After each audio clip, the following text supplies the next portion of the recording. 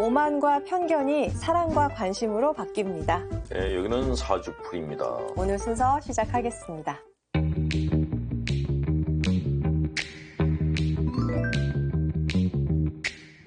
네, 오늘도 역시 마테오 복음서로 함께 진행을 하겠습니다. 오늘의 첫 번째 말씀은 8장 23절에서 27절까지의 말씀입니다. 신부님 소개를 좀 해주세요. 네, 마태복음을 먼저 읽어드릴게요. 예수께서 배에 오르시자 제자들도 따라 올랐다. 그때 마침 바다에 거센 풍랑이 일어나 배가 물결에 뒤덮이게 되었는데 예수께서 주무시고 계셨다. 제자들이 곁에 가서 예수를 깨우며 주님 살려주십시오. 우리가 죽게 되었습니다 하고 부르짖었다. 예수께서 그들에게 그렇게도 믿음이 없느냐? 왜 그렇게 겁이 많으냐 하시며 일어나서 바람과 바다를 꾸짖으시자 사방이 아주 고요해졌다. 사람들은 눈이 휘둥그레져서 도대체 이분이 누구인데 바람과 바다까지 복종하는가 하며 수군거렸다라는 그런 내용입니다. 예. 네, 갈릴리아 호수에서 일어난 이 사건을 우리는 어떻게 받아들여야 하는 거예요, 신부님? 풍랑이 쳤을 때 제자들이 당연히 살려달라고, 그러니까 뭐 죽을 정도로 자기들이 죽을 것 같다는 느낌이 들 정도로 많이 흔들렸나 봐요. 네. 그러니까 제자들 입장에서는 살려달라고. 근데 제자들이 살려달라고 할 정도면 풍랑이 얼마나 컸을까요? 왜냐하면 제자들은 여기서 물고기 잡던 사람들이에요. 네네. 평생. 전문 어부죠. 그렇죠. 네. 갈릴리 호수가에 살던 사람들이에요. 살던 사람들이 살려달라고 할 정도면은 엄청난 그 풍랑이 일었다는 거죠. 네. 근데 그때 예수님께서 주무시고 계셨는데 주무시던 예수님이 깨더니 살려달라고 한 제자들을 갖다가 박살을 내십니다. 믿음이 그냥 니들 쫄보야! 이런. 믿음이 약하다는 건 이제 좋게 표현한 거고, 이런 겁쟁이들 같으니라고 쫄보니 뭐니 그냥 막 그냥 야단을 치신 거예요. 왜 그랬어요? 처음엔 저도 그게 이해가 안 갔어요. 네. 아니 이렇게 사람이 죽을 정도가 되면은 당연히 살려달라 그러는 게 맞지. 그걸 왜 야단을 치셨나. 근데 생각해보니까 나중에 이제 저 심리학 공부하면서 이 부분을 갖다 보니까 다른 게 보였어요. 어떤 건가요? 예수님의 제자들은 예수님의 뒤를 이어서 정말 전쟁터 같은 곳에 가서 하나님의 말씀을 전하고 사람들을 이끌어야 될 지도자예요. 네. 군대에서도 지휘관들은 절대 쫄으면 안 되거든요. 아, 그렇죠. 전장터에 앞에 나가는 지휘관이 쫄면은 밑에 병사들은 완전히 사기를 잃죠. 그렇죠. 너무 흔들리죠. 그렇죠. 네. 그러니까 예수님 입장에서는 여기 있는 제자들이 풍랑이 흔들려도 그냥 까딱없이 딱 있기를 바라셨는데, 네. 아니 이것들이 그냥 주님께 매달리면서 애들처럼 그냥 징징대고 그러니까 예수님이 잤던 게 주무신 게 아닐 거예요. 이렇게 누워서 이것들이 어떻게 하나 보자. 지켜보고 계셨던 그렇죠. 걸까요? 예. 한쪽 눈을 뜨고 한쪽 눈 감고 이렇게 봤을 것 같아요. 하는 꼴을 보자 그랬더니 처음에는 이제 제자들이 흔들렸을 때 예수님을 못 깨우다가 자기들이 감당치 못할 만큼 흔들리니까 예수님을 흔들어 깨웠어요. 네. 그래서 어떻게 보면은 풍랑을 예수님이 일으키셨나? 보통 군인들을 훈련시킬 때 그 교관들이 굉장히 어려운 그 과제를 갖다 주거든요. 네. 그래서 이 풍랑도 예수님이 제자한테 주신 과제가 아닌가? 이겨낼 수 있게끔. 그렇죠. 이걸 지나가나 못 지나가나 한번 시험하려고 이런 걸 만드시지 않았나 하는 생각이 들었고, 네. 어쨌건 제자들은 자기들이 그런 상황 속에서 버텨내지 못하는 그런 나약함을 갖다가 드러낸 거죠. 네. 예수님이 그러니까 제자들을 야단치고 난 다음에 바람과 파도 보고 그러셨잖아요. 상황 끝. 그랬더니 얘네들이 자기 역할 끝났으니까 이제 잠잠해진 거죠. 딱 그렇다는 느낌이 들어요. 네.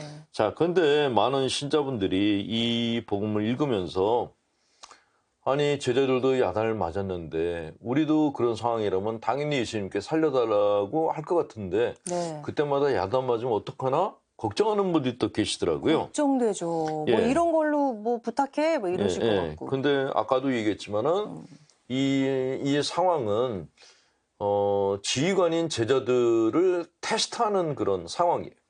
일반 신자들에게는 해당이 안 돼요. 네. 일반 신자분들은 역경에 닥쳤을 때 예수님께 매달리시는 게 정상이에요. 나는 당신이 계시냐 안 계신지 잘 모르겠다. 근데 나 지금 죽을 것만 같다. 나 좀 도와달라라고 손을 내밀고 주무시고 계신 예수님을 갖다 흔들어 깨우시는 게 그게 맞아요. 그러니까 이런 어려운 상황이 왔는데 왜 내가 믿음이 흔들릴까? 이렇게 자책하는 그런 생각은 안 하시는 게 좋아요. 모든 사람이 다 흔들려요, 다. 많은 분들이 믿음은 굳건해야 되고 흔들림이 없어야 된다고 생각하는데 절대로 안 그렇습니다. 그렇지 않고 그냥 흔들리면서 하나님께 가는 그런 항해길이 그게 신앙인의 길이다라는 네. 걸 말씀드리고 싶습니다. 네. 저도 진짜 힘들 때가 근래에 있었거든요. 근데 저 진짜 못하겠어요. 좀 도와주세요라고 신부님의 말씀이 생각이 나서 막 매달렸어요. 그랬더니 하나하나씩 해결되어 가는 그런 걸 그럼 내가 한번 경험했어요. 버텨볼게요. 그러면 네. 당신도 그럼 네가 한번 해봐. 네.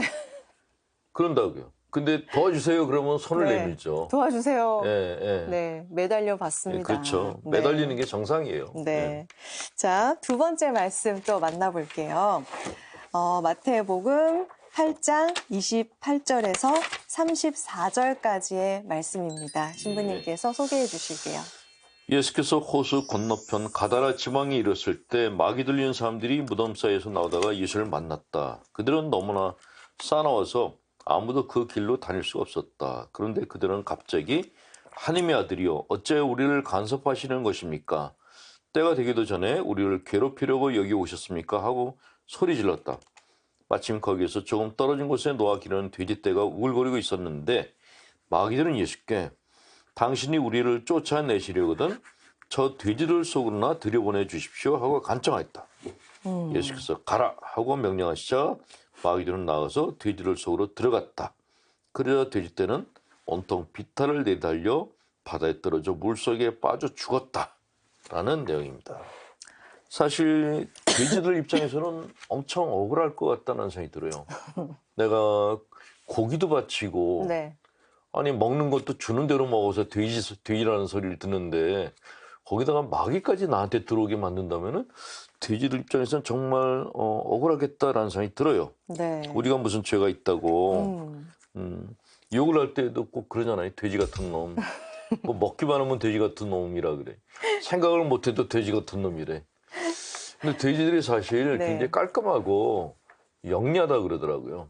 그래서 새끼 돼지들을 갖다가 애완견처럼 키우는 사람들도 있다 그래요. 봤어요. 예. 네. 그런데 복음서에 나오는 이 마귀에 들린 사람들이란 어떤 사람들이에요? 마귀는 원래 이름이 여러 가지가 있죠. 마귀는 이제 한자 표현이고 네.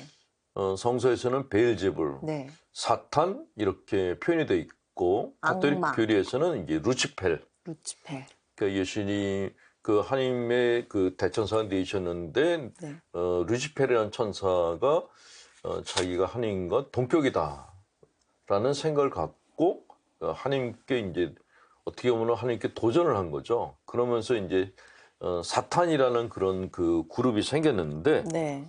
신화 같은 얘기라고 생각할지 모르는데 실제로 우리가 살고 있는 세계 안에 이런 악의 세력이 같이 공존을 하고 있어요. 오, 네. 그 옛날에는 그 중세 같은 때는 성인 성녀들이 마귀들을 봤다 그래요. 뭐 몸은 빨갛고 귀는 이렇게 길고 크고 꼬리가 달렸고 뭐 그렇게 묘사했는데 네. 지금의 마귀들은 얘들도 진화를 해요. 어떻게 지금은 진화해요? 비존재로 존재해요. 존재하지 않는 것처럼 존재해요. 그게 무슨 말이에요, 신부님? 그 영성심리학에서는 유혹자라고 해요. 유혹자. 사람의 귀에 대고 유혹하는 존재. 네. 이 유혹자를 제일 먼저 겪었던 분 중에 한 분이 예수님이죠. 그 마귀가 다가와서 유혹을 하잖아요. 네. 높은 곳에 계신 예수님께 뛰어내려 보라고. 네네네. 뛰어내리면 천사들이 너를 받쳐줄 거다라고. 근데 그게 사실 자살 충동이에요. 그러니까 예수님이 그 공생을 하시면서 공생활이 아니라 금육하고 금식하는 그런 기간을 보내셨잖아요. 네. 근데 그 탈진하신 상태가 된 거죠. 네. 근데 사람은 탈진 상태가 되면은 심리적으로 굉장히 취약해지고 별의별 생각들이 다 떠올라요. 그러니까 몸이 아픈 사람들은 몸이 아픈 고통도 있지만 네. 정신적으로 온갖 불안한 생각들이 다 떠올라서 이중 고통을 겪습니다. 맞아요. 근데 예수님께서도 이렇게 너무 오랫동안 허기이셨고 기도만 하셔서 거의 탈진 직전이었거든요. 그러니까 당신이 그렇게 취약한 상태에 있을 때 유혹자가 다가온 거예요. 이렇게 힘들게 살지 말고 네. 그냥 뛰어내려. 뛰어내리면 하나님께서 천사를 보내서 널 받쳐줄 거야. 왜 이렇게 생고생을 하는 거야? 라고 얘기를 한 거죠. 그를 자살 충동이라고 하는데 네. 되게 극단적 선택을 하는 분들을 보면은 그 극단적 선택했다가 다시 살아나신 분들의 얘기를 들어보면은 그런 소리가 들렸다는 거예요. 누가 다가와서 속삭인다는 거예요. 네. 죽으면 다 끝나. 그냥 뛰어내려. 이렇게. 이거를 영성 심리에서는 유혹자라고 표현을 하죠. 네. 자, 이렇게 네. 이런 사람들 말고 또 정말 악령 들린 것 같이 느껴지는 사람들이 있어요. 어떤 사람이요? 연쇄살인범들. 그러니까 길을 가다가 옥탑방에서 가난한 가족들이 그냥 웃고 떠드는 게 너무 보기 싫어서 올라가서 온 가족을 몰살시킨 사람이 있었어요. 그 사람이 할 수 있는 선을 넘어왔거든요. 사람이 할 수 있는 선을 넘어갔을 때 우리는 저 사람이 악령이 들렸다라고 얘기를 해요. 네. 그럼요, 신부님. 예. 혹시 평범한 사람도 마귀에 들릴 수 있는 거예요? 들릴 수 있죠. 그러니까 보통 이제 분노를 얘기를 할 때 네. 심리학에서는 분노는 가져야 된다고 얘기하거든요. 근데 분노를 키우지는 말라 그래요. 그러니까 분노가 양이 너무 커지게 되면 이게 적대감이 되거든요. 네. 적대감을 갖는 순간 인간의 자아가 괴물로 변한다라고 그 부분을 경고를 하고 있어요. 네. 그 예수님께서도 성서에서 성내지 말라라고 얘기하셨던 이유가 화를 아예 내지 말라는 게 아니라 화를 키워서 네가 괴물이 되지 말라라고 경고하셨던 거죠. 예. 벗어나려면 어떤 노력을 해야 돼요? 화가 났을 때는 나를 화나게 한 장소를 피하는 게 좋아요.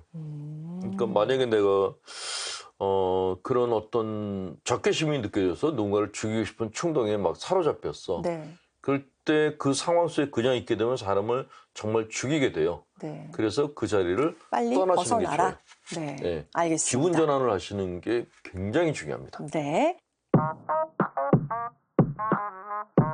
저에게는 중학교 2학년이 된 아들이 있습니다. 초등학교 때는 복사도 하고 주일학교도 잘 나갔습니다. 그런데 중학교에 들어가더니 예수님은 화성에서 온 외계인이고 교리는 지어낸 이야기라고 의심을 합니다. 자연스럽게 성당도 안 나가는데 아들을 어떻게 가르쳐야 할까요? 예. 중학교 2학년이면은 저희들이 뭐 농담 삼아 표현하기를 워킹 밤이라 그래요. 걸어다니는 폭탄이라고. 자기가 어른도 아니고 아이도 아닌 그런 어정쩡한 상태에 있기 네. 때문에 그 자아 정체성이 형성되는 시기라고 하거든요. 그러니까 막 내가 누군지 모르고 내가 누굴까라고 생각하고 있는데 누가 건드리면 그냥 폭발해요. 네. 잘해줘도 승질내고 못해줘도 승질내는 게 그게 중2예요. 중2가 제일 무서운 나이예요. 예, 중2들은 안 건드리시는 게 좋아요. 예. 자, 이 아이가 네. 초등학교 때 복사도 하고 주일학교도 잘 나갔어요. 네. 그때는 순종적이었죠. 그렇죠. 그런데 늘 순종적이면은 나중에 어른이 돼서 무기력증에 빠질 수가 있어요. 그러니까 반드시 그 사람은 성숙하기 위해서 사춘기를 겪어야 되고 네. 반항기가 있어요. 네. 그 의문을 갖고 엉뚱한 생각을 하는 그 시기가 반드시 필요해요. 그걸 물음을 던지는 시기라고 얘기하는데 네. 이 물음을 그러니까 저희들이 이제 종교를 이렇게 비교할 때 건강한 종교냐 병적인 종교냐를 그 구분하는 기준 중에 하나가 네. 신자들에게 물음을 갖도록끔 허용해 주냐 아니면 아예 물음을 못 갖도록끔 다 막아버리냐. 네. 그러니까 순종을 강요하냐 아니냐 이걸로 구분을 해요. 네. 건강한 종교는 아이들이 무슨 질문이든 다 하게 해요. 예수님이 외계인 아닌가요? 그런 질문에 대해서도 신부들이 네. 성의껏 대답을 해줘야 돼. 네. 근데 네가 그러고도 신자야? 그 입을 막아버린다면 그거는 병적인 종교라는 안 것이죠. 되죠. 예. 근데 이게 같은 가톨릭 교회인데도 신부님들에 따라서 반응을 보이는 게 전혀 달라요. 어떤 분은 열려 있고 어떤 분은 닫혀 있어요. 어쨌건 열린 마음으로 열린 신앙을 갖게 해야지 신앙이 성장합니다. 네. 만약에 질문을 하는 그 입틀막이라고 그러죠, 요새. 네. 입을 틀어 막아버리면 어떻게 될까요? 폭발하겠네요. 그렇죠. 네. 입을 틀어 막아버리면 네. 안에서 분노가 올라가기 시작하는 거예요. 저희 아들은 중1인데 벌써 입을 꾹 닫아서 저도 지금 멀리하고 있어요. 그 아들을. 네, 빨리 왔어요. 아주 답답합니다. 입틀막을 하면 안 되겠네요. 그냥 피해야 되겠네요. 그렇죠? 폭탄은 피하는 게 상책이죠. 폭탄을 가서 어루만지고 걔를 네. 갖다가 물을 주고 그런다고 걔가 꽃도 아닌데 잘하겠어요? 그러다가 꼭지가 열려가지고 터지면은 나만 네. 다치는 거죠. 일단은 폭탄은 피하는 게 제일 좋아요. 피하는 게. 알겠습니다. 네, 폭탄이 뭐 해달라 그럴 때 그냥 그때나 이렇게 대화를 하시고 폭탄이 가만히 있을 때는 자기가 터질까 말까 할 때요. 네. 가서 건드리면은 그냥 터져요. 그냥. 예. 네. 예, 중학생들은 전부 폭탄들이 빰. 예, 안 건드리시는 게 좋아요. 네. 그 걔네들은 뭘로 해소하냐? 친구들하고 해소해요. 자기하고 생각이 맞는 애들. 만약에 지금 이제 외계인 얘기를 나왔는데 네. 중학생들은 거의 다 외계인에 빠져 있어요. 친구들끼리 이런 얘기를 하는 거예요. 예수님이 외계인 아니야? 화성인 아니야? 이런 얘기 해요.